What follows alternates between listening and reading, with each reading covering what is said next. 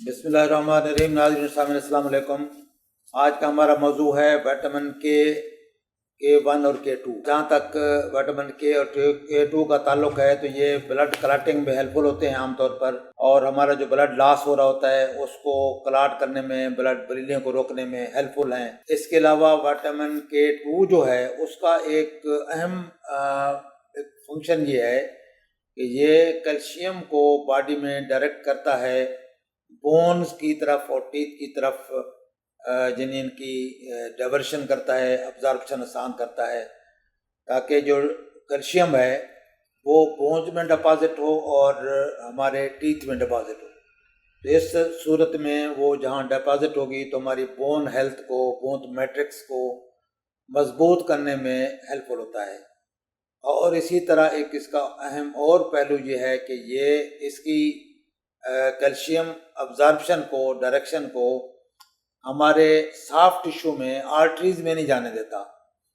Arteries میں اگر یہ کیلشیم چلی جائے گی تو آرٹریز سخت ہو جاتی ہیں اور کی وال میں ڈپازٹ ہو جاتا ہے اور وہ ہارڈ ہو جاتی ہیں اور ہمیں بلڈ پریشر اور دل کی بیماریاں پیدا ہو سکتی ہیں۔ تو وٹامن K2 کا ایک اہم فنکشن یہ ہے کہ یہ کیلشیم کو پراپر ہیلپ فل جگہ پہ، ہیلدی جگہ پہ ڈپازٹ کرنے میں ہیلپ فل ہوتا ہے، یعنی بونز اور ٹیتھ کی طرف، اور اس طرف نہیں جانے دیتا، یعنی آرٹریز کی طرف اور دل کی طرف جہاں اس کے نقصانات ہیں۔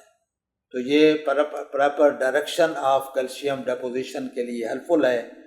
تو اگر وٹامن K2 کی مقدار ہمارے جسم کے اندر اچھی ہوگی تو اس صورت میں ہمیں دوسرا جو اس کا ایک سینرجیٹک ایفیکٹ ہے اس کے ساتھ، وٹامن ڈی کے ساتھ، وٹامن ڈی جو ہے وہ ابزارپشن آف کیلشیم میں ہیلپ فل ہے جہاں تک، تو یہ ابزارپشن کے بعد یہ اس کو ڈائریکشن میں ہیلپ فل ہو جاتا ہے۔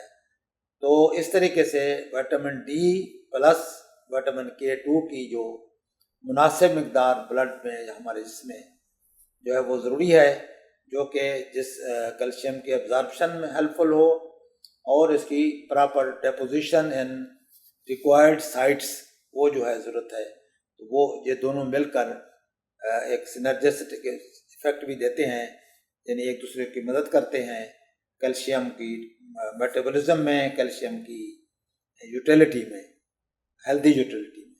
تو یہ عام طور پر یہ وٹامن K2 جو ہے یہ پایا کہاں جاتا ہے کہ کیسے ہم اس کی مقدار پوری کریں جسم کے اندر، تو یہ عام طور پر فش میں پایا جاتا ہے، اور چکن میں، پولٹری میں پایا جاتا ہے، چیز میں پایا جاتا ہے، اور اس کے علاوہ جو ہے یہ ڈرائی فروٹس میں اویلیبل ہے، اور ایگ یولک میں اس کی مناسب مقدار موجود ہوتی ہے۔